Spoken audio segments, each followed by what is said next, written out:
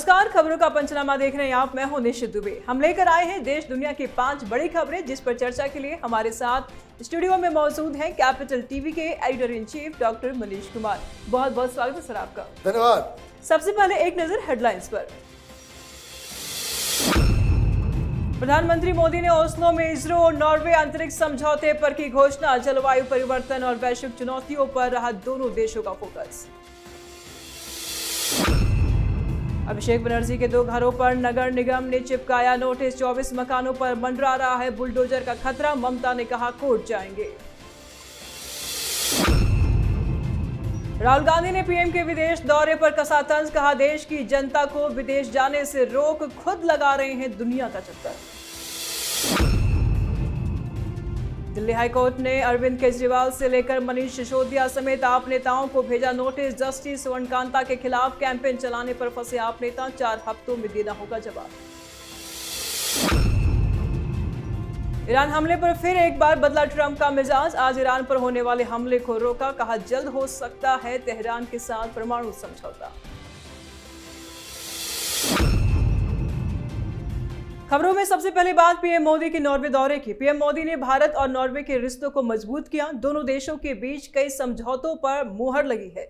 सबसे ज्यादा चर्चा उस समझौते की हो रही है जिसमें इसरो और नॉर्वे स्पेस एजेंसी अब अंतरिक्ष, आर्कटिक रिसर्च, जलवायु अध्ययन और डिजिटल इंफ्रास्ट्रक्चर और हेल्थ टेक्नोलॉजी पर मिलकर काम करेंगे। पीएम मोदी ने साफ कहा कि ये साझेदारी सिर्फ विज्ञान तक सीमित नहीं रहेगी, बल्कि जलवायु परिवर्तन जैसे वैश्विक चुनौतियों से मुकाबले में भी अहम भूमिका निभाएगी। कितना फ्रूटफुल सर।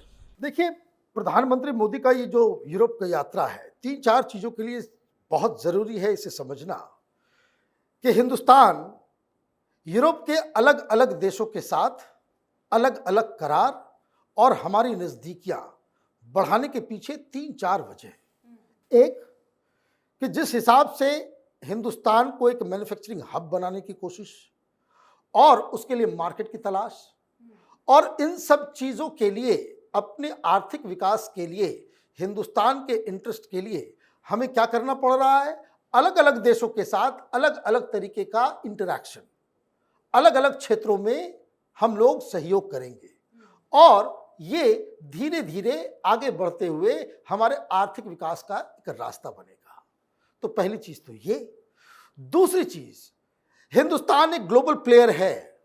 ऐसा नहीं हो सकता है कि आप ग्लोबल प्लेयर हो और आपके रिश्ते अलग अलग कॉन्टिनेंट के अलग अलग इंपॉर्टेंट जो देश हैं उनके साथ आपके अपने रिश्ते नहीं हो। उस लहजे से कि हिंदुस्तान का एक ग्लोबल प्रेजेंस है, जो बातें कही जा रही कि भाई हिंदुस्तान को सिक्योरिटी काउंसिल में जाना है, तो भाई आपके रिश्ते सब जगह होंगे तब तो सब लोग आपके साथ खड़े हो जाएंगे। अभी तक की जो सरकारें थी 2014 से पहले, वो हमारा विदेश नीति जो था, आप ये समझिए 160 के आसपास देश है और कुल मिलाकर के 70 जगहों पे हमारा एम्बेसी था। आधा से ज्यादा देश जो है वहां हिंदुस्तान की कोई एम्बेसी ही नहीं काम करती थी। ये परिदृश्य जो है वो बदला और इसीलिए आप देखिए कि यूरोप के अंदर जो अमेरिका के नजदीक माना जाता है, किस तरीके से भारत ने अपनी एक पहुंच और अपनी धाक बनाई है। जी, खबरों में बात अब पश्चिम बंगाल की। अभिषेक बनर्जी के कोलकाता के 2 घरों पर बुलडोजर चलने वाले हैं। केकेएमसी ने अभिषेक को नोटिस जारी किया है, संपत्तियों के ब्यौरा मांगा है। बनर्जी पर भवन निर्माण के नियमों का पालन नहीं करने का आरोप है। अगर कुछ गड़बड़ी पाई गई तो 7 दिन में मालिक को अपना घर खुद ध्वस्त करना होगा। अगर नहीं किया तो नगर निगम सभी बिल्डिंगों पर बुलडोजर चला देगा और खर्चा अभिषेक बनर्जी को ही उठाना होगा। अभिषेक के 24 संपत्तियों की जांच चल रही है जो कभी भी गिराई जा सकती है। हालांकि टीएमसी मामले पर कोर्ट जाने की धमकी दे रही है। सर, अभिषेक बनर्जी पर खतरा मंडरा रहा है। देखिए, अभिषेक बनर्जी के 2 बड़े घरों के ऊपर तो बुलडोजर चलना बिल्कुल लाजमी हो गया है, क्योंकि ये जो धारा 401 का जो नोटिस चस्पा किया गया इनके घर के बाहर, ये नोटिस बड़ा खतरनाक नोटिस है। ये नोटिस उसी घर में लगाया जाता है, ये नोटिस उसी को दिया जाता है जिसमें नगर निगम इस बात को लेकर के कंफर्म हो जाता है कि there is a illegality involve. चाहे वो नक्शा को लेकर के, चाहे इंक्रोचमेंट को लेकर के। और सिर्फ ये नहीं, छोटी मोटी नहीं, ये 401 में ये तब दिया जाता है जब घर का बड़ा हिस्सा इलीगल हो। मतलब बुलडोजर चलेगा और जबरदस्त चलेगा, पूरा घर जो है वो खंडर में तब्दील हो जाएगा जब ये पीला पंजा जो अभिषेक बनर्जी के, वो शांति निकेतन कहा जाता है। जैसे दिल्ली में शीश महल था केजरीवाल का, तो कलकत्ता में तो वो शांति निकेतन के नाम से फेमस है। तो ये मुझे लग रहा है कि शुभेंदु अधिकारी ने ठान लिया है कि अभिषेक बनर्जी जो पूरी तरीके से टीएमसी के सरगना के रूप में, एक माफिया के रूप में काम कर रहे थे, उनके खिलाफ कार्रवाई करके वो पूरे बंगाल की जनता को वो मैसेज देना चाहते हैं कि कानून सबके लिए बराबर है, चाहे वो कितना भी बड़ा व्यक्ति हो, कितना भी रसूख वाला हो, कल तक पूरे बंगाल को खुद चला रहा हो या फिर कोई आम आदमी हो। ये मैसेज देने के लिए ये सारी चीजें की जा रही है। 42 अभिषेक बनर्जी से जुड़े 42 संपत्तियों को चिन्हित किया गया है और 24 में गड़बड़ियां पाई गई है। अभी 2 हुआ, अब आगे नगर निगम जो है आगे की कार्रवाई करेगा। ममता बनर्जी कह रही हैं कि इन सब के खिलाफ हम कोर्ट जाएंगे। कोर्ट में जाकर के क्या बताएंगे आप कि बदले की कार्रवाई हो रही है? उससे काम नहीं चलेगा। You will have to prove कि भाई ये इलीगैलिटी नहीं, हमने जो कुछ किया है लीगल तरीके से किया है। ये अगर आप साबित कर दिए तो बुलडोजर नहीं चलेगा, और अगर ये साबित नहीं कर सकते हैं तो फिर बुलडोजर जरूर चलेगा। जी, अब बात राहुल गांधी की। राहुल गांधी ने एक बार फिर पीएम मोदी को निशाने पर लिया है। कहा संकट के समय में पीएम देश की जनता को विदेश जाने से रोक रहे हैं और खुद दुनिया के चक्कर काट रहे हैं। अब आर्थिक तूफान आ रहा है। पीएम मोदी अदानी और अंबानी वाला जो ढांचा बनाया है वो खड़ा नहीं होगा बल्कि पूरा टूटेगा। दुख की बात है कि इसका नुकसान आम जनता को होगा। झटका उत्तर प्रदेश के युवाओं, किसानों और छोटे व्यापारियों को लगेगा। बहुत कठिन समय आ रहा है। एक्शन लेने के बजाय प्रधानमंत्री मोदी कह रहे हैं विदेश यात्रा पर नहीं जाइए, जबकि प्रधानमंत्री मोदी खुद दुनिया के चक्कर काट रहे हैं। राहुल गांधी ने सर एक बार फिर से पीएम मोदी को आड़े हाथों लिया है। देखिए, इसको कहते हैं आप बैल मुझे मार। आपके ऊपर इन्वेस्टिगेशन चल रहा है कि 60 करोड़ रुपए आपने खर्च कर दिए अपने विदेश यात्रा में। पहले पैसा का हिसाब दो, कहां से लाए? प्रधानमंत्री मोदी सैर सपाटा के लिए नहीं गए, he is not on holiday. ये सारी चीजें, विदेश यात्राएं 1 साल पहले से तैयार होती है, तारीख तय हो जाती है, क्या क्या डील होगा, सेक्रेटरी स्तर पे, विदेश मंत्रालय के स्तर पे बातचीत हो जाती है, सब कुछ हो जाता है। जो आप तस्वीरें देखते हैं कि फाइल एक्सचेंज हो रहा है, ये करार हुआ, ये करार हुआ, इसके पीछे बहुत मेटिकुलसली डिस्कशन होता है दोनों देशों के बीच, और 1 साल पहले ही ये तय हो जाता है कैलेंडर कि आप यहां आएंगे। और विदेश मंत्रालय ये कोऑर्डिनेट करता है कि एक ही यात्रा में, वो तो पैसे बचा रहे हैं देश की, कि अलग से वो नॉर्वे नहीं जा रहे हैं, अलग से वो स्वीडन नहीं जा रहे हैं, अलग से इटली नहीं जा रहे हैं। वो एक रास्ता आपने उठाया, 4-5 देशों की यात्रा करके आप वापस आ गए। तो ये तो ईरान युद्ध के पहले ही डेट तय। अब आप जो आप कहते हो कि सरकार आपके घर से चलाई जाती थी, अब आपको इतनी सी बात, इतना इल्म नहीं है कि ये सारी चीजें कैसे होती है।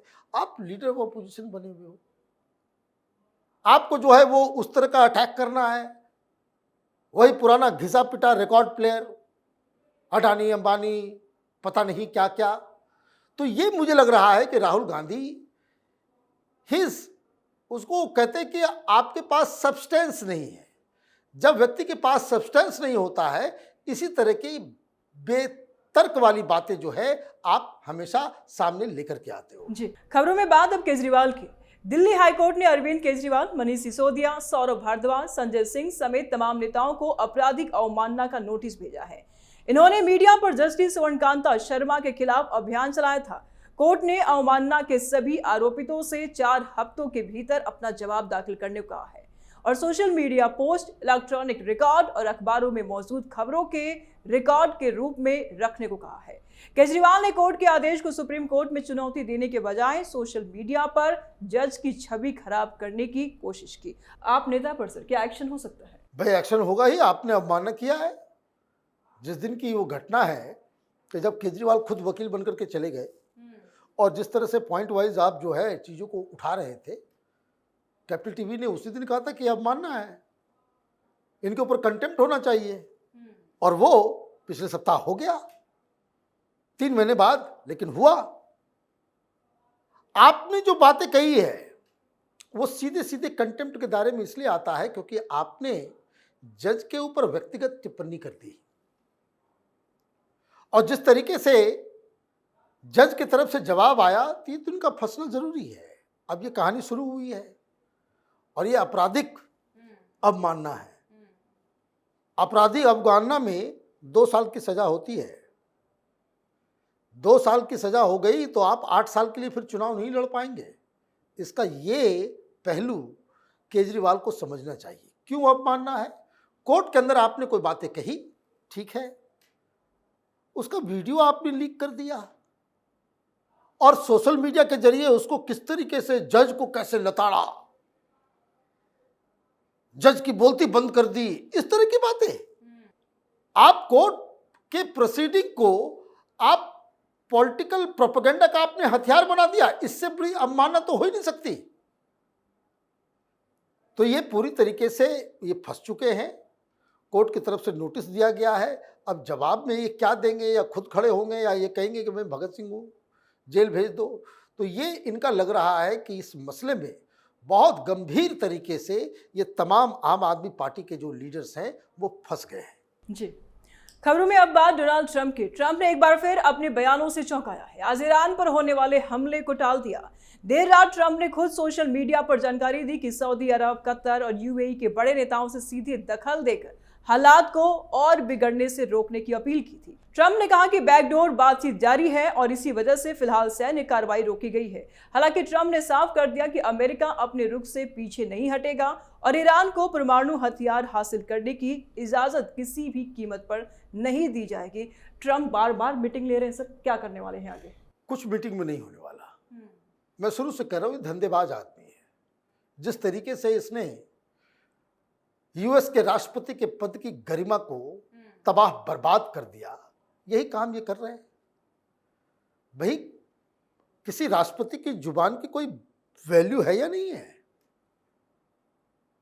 ये अपने दोस्तों को पैसा कमाने के लिए, देखिए क्या हुआ, आपने कह दिया कि बस अटैक करने वाले हैं, शेयर मार्केट, अभी आपको हम छोड़ेंगे, बस शेयर मार्केट ऊपर नीचे, सोने के दाम ऊपर नीचे। इनको मालूम है कि कब ये बयान देना है तो अपने दोस्तों को भी बता दिया, अपने फाइनेंसर्स को भी बता दिया कि अभी लूटो। जुर्माना भी लगा है इनको, अभी वहां जुर्माना लगा है शेयर वेयर के चक्कर में। फिर आपने वही काम कर दिया और आप बता रहे भाई मीटिंग में ये फैसला होगा। आपने भाई अगर आपने कह दिया भाई हमला करेंगे करेंगे, और मैं ये बातें इसलिए कर रहा हूं क्योंकि अनाउंस करके, मीटिंग करके, डेट और तारीख बता करके दुनिया में आज तक कोई हमला किया है? भाई हिंदुस्तान ने पाकिस्तान को ठोका, हमने सर्जिकल स्ट्राइक की, प्रेस कॉन्फ्रेंस करके कहा क्या कि अब हम अटैक करने वाले हैं। हमने बालाकोट में अटैक किया, एयर स्ट्राइक, हमने प्रेस कॉन्फ्रेंस किया कि हम अटैक करने वाले हैं। सवेरे सवेरे खबर आती है ये ऑपरेशन सिंदूर, एक साथ 12-13 एयरपोर्ट्स को हमने तबाह कर दिया, एयरफील्ड को तबाह कर दिया, इतने सारे टेररिस्ट ठिकानों को हमने बर्बाद कर दिया, अटैक किया। तारीख बता के कभी मीटिंग हो रही है, अभी फैसला करेंगे कि इसके ऊपर करना है या नहीं। भाई आर्मी ऑपरेशन हमेशा सिक्रेटिव होता है, और जिस तरह से डोनाल्ड ट्रंप तमाशा बना रहे हैं अटैक का, युद्ध का, इससे तो साफ साफ लग रहा है उनको युद्ध में इंटरेस्ट नहीं है। उनको ये स्टॉक एक्सचेंज के अंदर जगलरी करने में ज्यादा इंटरेस्ट है। बहुत शुक्रिया सर तमाम जानकारियों के लिए। धन्यवाद। तो खबरों का पंचनामा में आज के लिए फिलहाल इतना ही। देश विदेश की बाकी खबरों और उनके सटीक एनालिसिस के लिए देखते रहिए कैपिटल टीवी। हमें लाइक कीजिए, शेयर कीजिए और कैपिटल टीवी को सब्सक्राइब कीजिए। नमस्कार।